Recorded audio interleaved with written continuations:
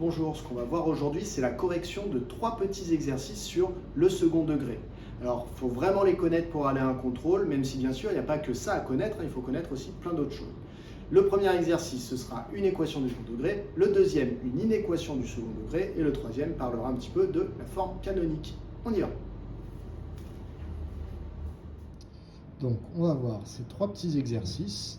Exercice 1, exercice 2, exercice 3. Dans le premier, on va avoir une équation du second degré à résoudre. Dans le deuxième, une inéquation du second degré à résoudre.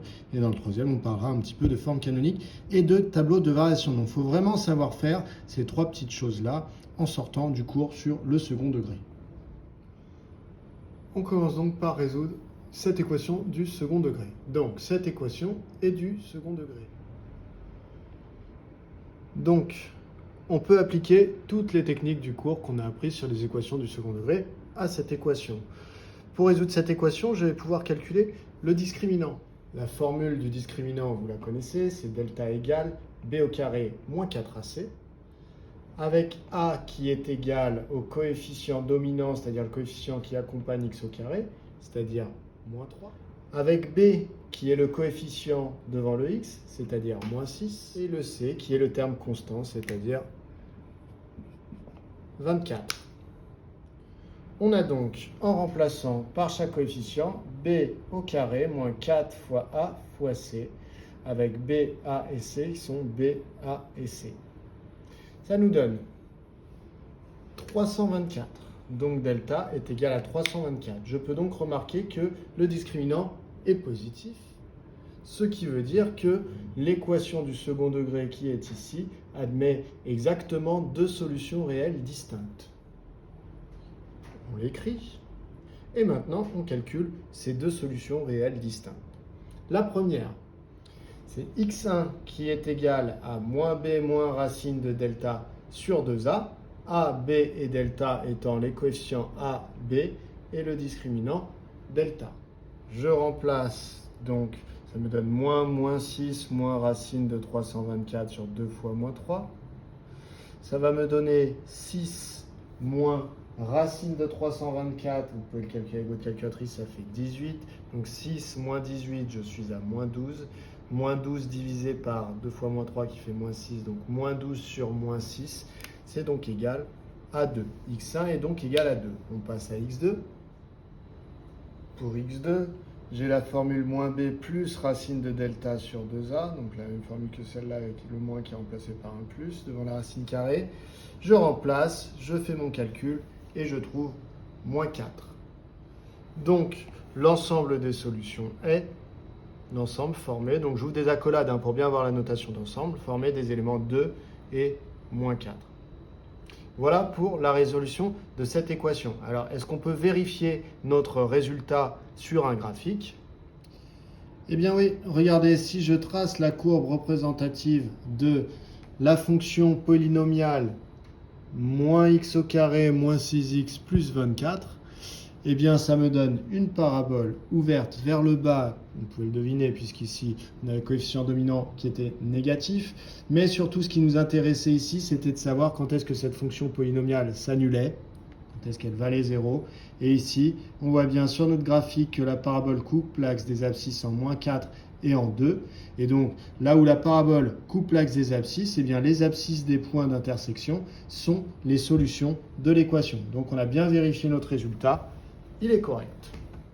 Voilà qui nous amène à l'exercice 2. On va donc chercher à résoudre dans R l'inéquation 2x au carré moins 10x inférieur ou égal à 6x plus 40. Alors, première chose à faire quand on a une inéquation comme celle-là devant les yeux, une inéquation du second degré, eh bien c'est d'essayer d'avoir un membre, soit à gauche, soit à droite, dans lequel on a 0. Pourquoi? Eh bien parce que en obtenant 0 dans un membre de l'inégalité, eh bien de l'autre on aura un polynôme du second degré et je pourrai me servir de mon cours pour y répondre. Allez, on y va, j'expliquerai un petit peu plus juste après. J'ai donc retiré des deux côtés de mon inégalité 6x, donc ici il a disparu, il s'est annulé. Par contre ici, j'ai donc bien retiré aussi 6x à gauche, de ce côté-là.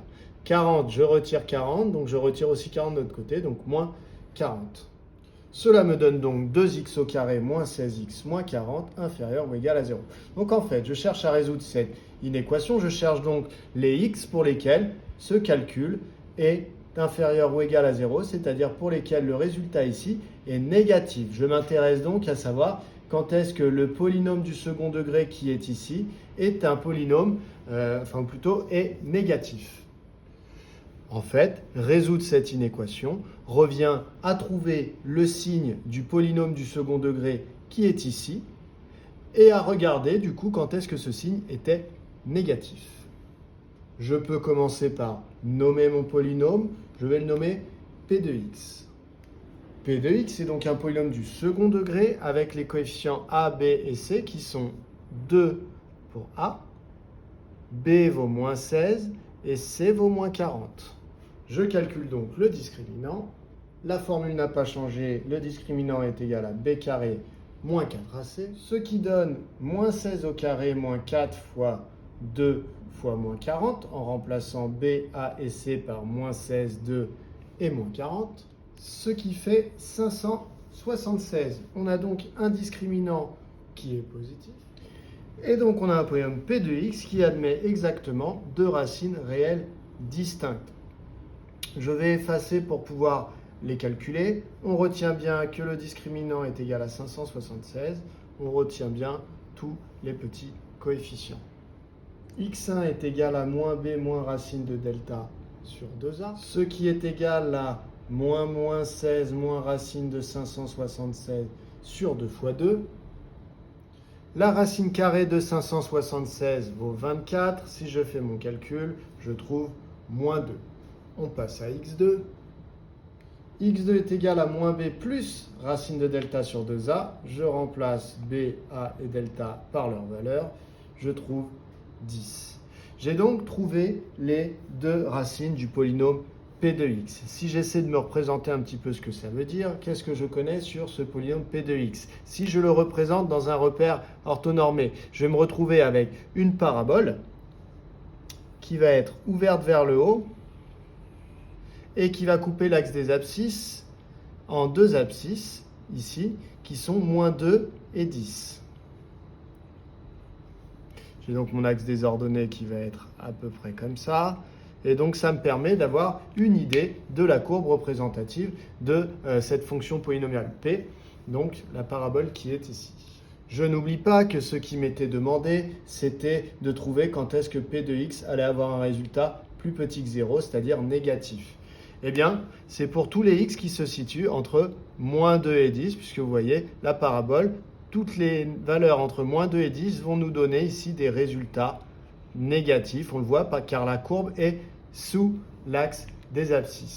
Alors, pour bien justifier, je vais faire un tableau de signes pour mon polynôme.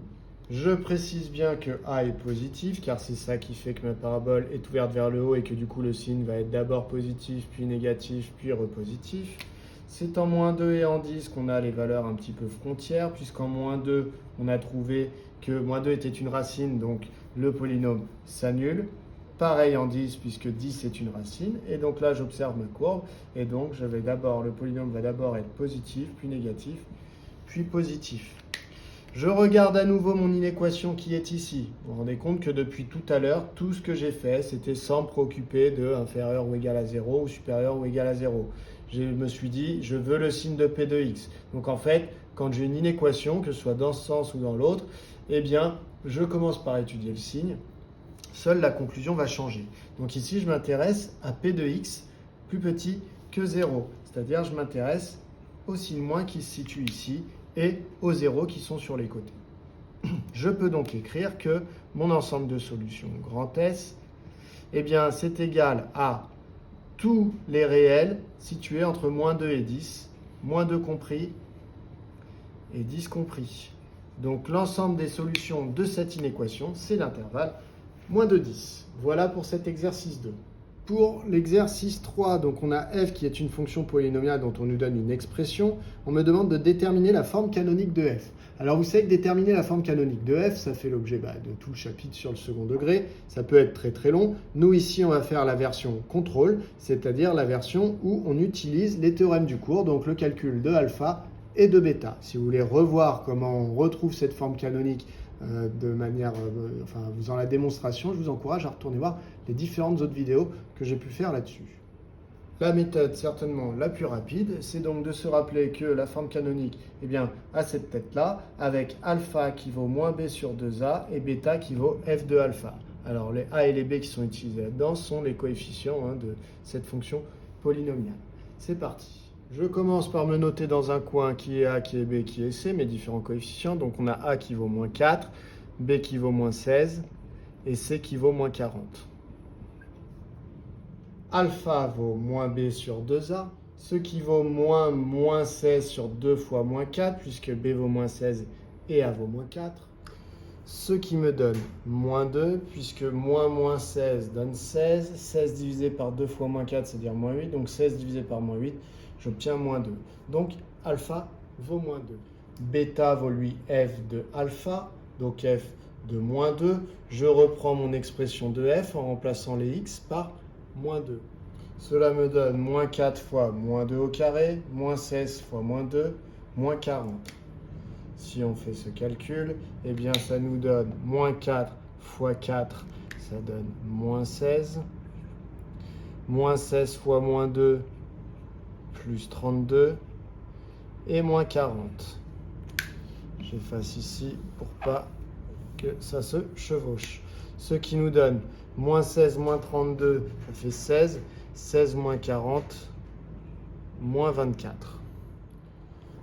Donc pour tout x appartenant à R, on a donc la forme canonique, f de x qui est égal à moins 4, donc c'était le a, fois x moins alpha, donc x moins 2 au carré, plus bêta, bêta qui vaut moins 24.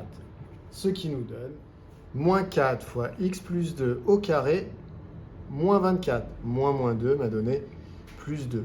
Voilà pour cette première question. On passe à la deuxième qui est en déduire le tableau de variation de la fonction f.